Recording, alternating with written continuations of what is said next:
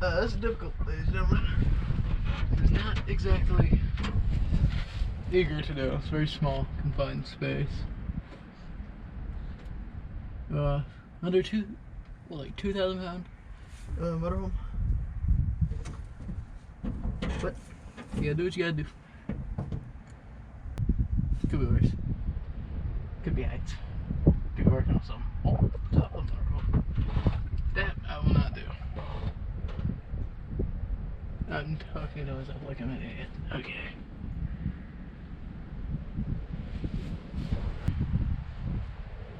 Oh god, this sucks. I got claustrophobia like crazy right now. And like could just slide out. But it messed up if you just like went inside, left me on here, didn't tell me. I'm upstairs just waiting on here for nothing. We're gonna have a nice little clip that day. Well, I'm talking to myself like an idiot for like 5 minutes before realizing that you weren't under. Yeah. Alright, so I'm pretty sure Dum Dum has already told you. That guy. We are replacing the shocks, front and rear. 2005 Fleetwood Bounder workhorse. And so far, it's making us work. My intro's better. Yeah, probably. So, we need 18 millimeter and 18 millimeter, which is right here. And we gotta get, which I don't know yet, I think that might be an 18 millimeter right down there. May not be, but we're gonna try this way. All right, we got it figured out. You had to use a pipe wrench with a extension, and go ahead. It is coming loose, or it's breaking. I don't know which one's gonna happen. I don't care as long as it gets done. Yeah, so far so good. Really? You should be able to do it by hand now. Yeah, wipe you guys off. What do you got going on lens there? Got damage. Looks like I probably will be doing it. Gotta get a new cover for this GoPro. Alright, yep, see, even the weakling has some torque in his arms now. Oh, shut up. Oh no, he met resistance. I'm not sure if that's his girlfriend's name or his boyfriend's name. We haven't asked yet. And surprisingly, we didn't have to bite down these pipe wrench into the thing. We just needed the teeth to grab it a little bit, and here it works. Uh-oh.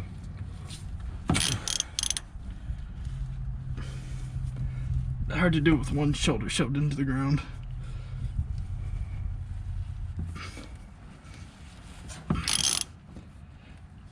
Right here. You hold this one. Alright, about 30 seconds later, but this is the main reason why I'm replacing these shocks.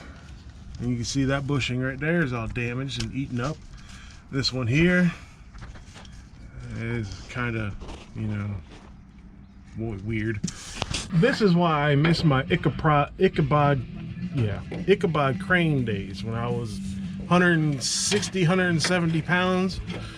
This is why I miss those days. Excuse me, I am 148. Yeah, because I could still fit up and sit up and do stuff like this, like he's doing. That's why I miss being Ichabod crane. But you know, you get older, you get better, you get stronger. All right, so he's got a 5/16 wrench up there, and it's holding the piston shaft in place. Put it up against the frame like we had the adjustable, and then all you got to do is kind of hold it in place while you're trying to loosen that nut.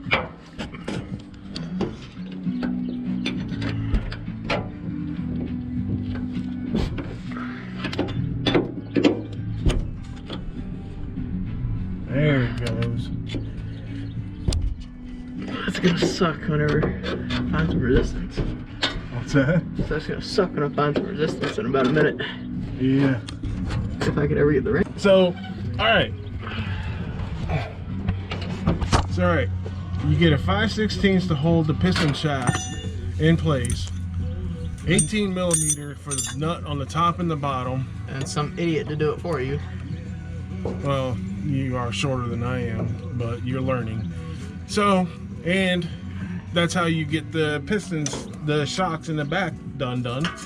And we're gonna do both these rear ones, and then when we get to the front ones, we'll talk to you then. All right, little tip to get this out of here. If you're having problems, we use vice grips on the bottom to grab the shaft there. Put the vice grips on, use the lift, and lift it up a little bit more. One or two more. All right. Now start pulling the jack out. Pulling it out or letting Yeah, it? no, just pull it out the back of the motorhome. It'll bring the shock with it. Okay, now release. Twist. There you go. Just let it go. And that's how bad our shocks are. They are staying in place. Now it finally wants to. So, folks. Well, I'm glad I looked at the bushings and figured out, well, you know, it might be time to replace these 20-year-old shocks. Hey, go ahead and take it all the way out. Yeah, look at that. I mean, it's not surprising to figure out when I'm sitting there compressing it by hand at first. There we go. Now, we'll meet you in the garage to do the rear shock drag race. Alright, I'll fix the boot in a second, but we found they had that installed upside down. When if we look at it, we got the cup just like this one, how this one fits inside of the cup like it's supposed to. Whatever. Alright, let's see what we got here. Okay. And they're both equally as hard to compress. All the way. And we already know this one's shot because it stayed there for a minute. And it is now finally fully extended. Yeah, that motorhome's gonna have a much better ride. Alright, so first we're gonna put together the top piece. Actually, let's go ahead and do this. There.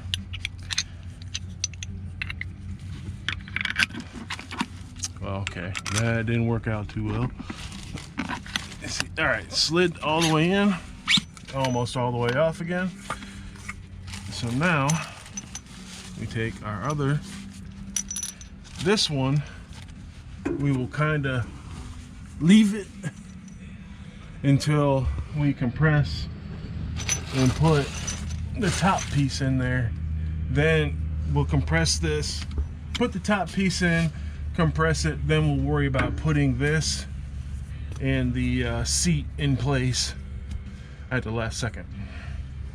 So, all right. This is where we need Wyatt.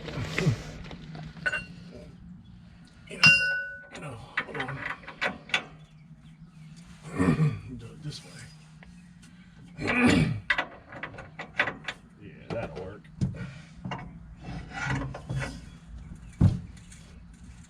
There we go. All right.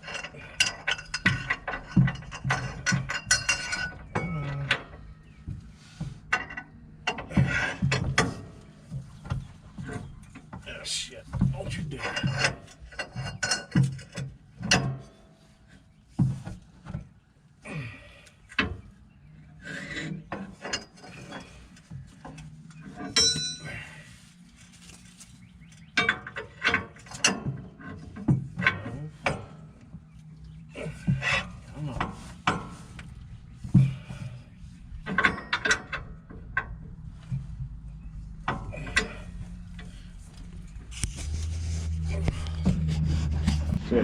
You guys have seen me laying down probably about as much as my wife has. Anyway, Got the old shock out. We're getting ready to put the new one in. And you got to make sure this longer piece here goes on the bottom, because the shock has to clear this leaf spring. But we're going to put this piece in. No, we're going to do the top piece first. And then when we get the top piece done, we're going to go ahead and compress this shock to mount into the bottom. And then we will put the bottom bolt through and bolt it on, and be one shock down closer to the finish line. So if y'all want to go up top, we can do it laying down. You want to? Oh, you got it right there. Now let me go ahead and stand up and stop being foolish, or sit up a little bit at least. You know, it's funny. It's like I was saying yesterday to Wyatt. I have a hard time sitting up and standing up and all that stuff from a seated position, and all this workout I've been doing. Doggone it, if I can't take a bike around the track at what my current full speed is right now and not have any issues. I find that interesting. Alright, so alright.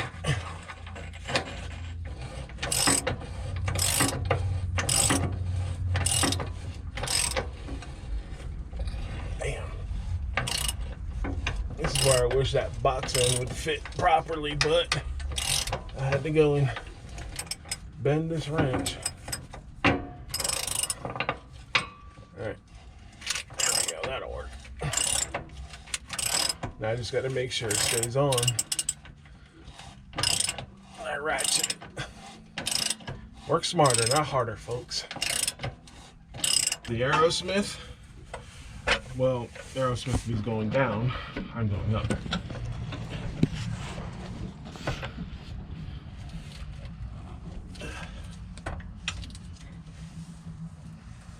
Yikes.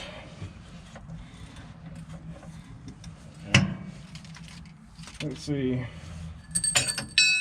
how we do it here.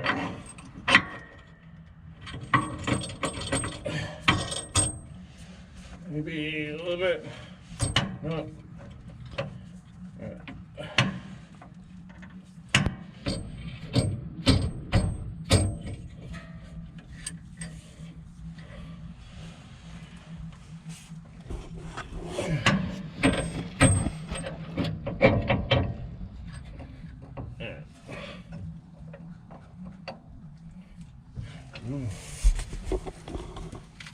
Alright, so since we're not going to use that right now, move it there. And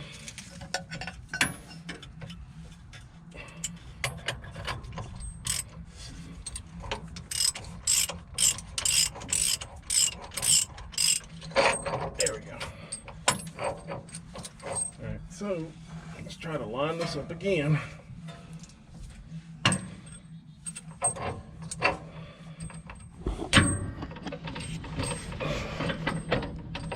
I think that's also part of trying to line this up is it's a little low. There we go. I got a secret.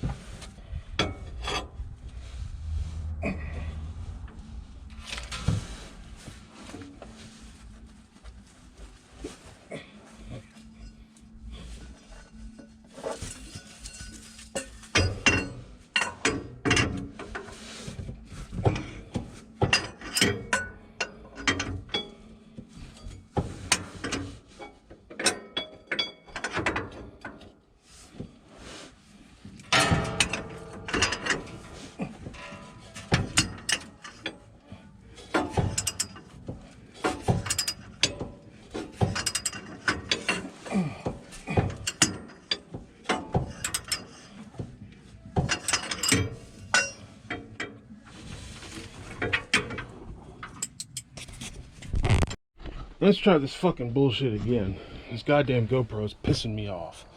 So, anyway, we got the stupid fucking shocks in the front done. We showed you how to do that one. No bother in showing you how to do both sides. But, let me get back under here for crying out fucking loud. This got stripped going back through, so I can't get that nut off. I gotta cut it off now. It's so cross-threaded. But because of this stupid mistake, learned a lesson.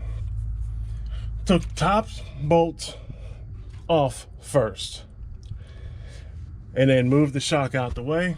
Then went ahead and removed this nut and bolt, and everything came right out. Now, what I didn't do this time is bolt it up top first. I bolted it up here first.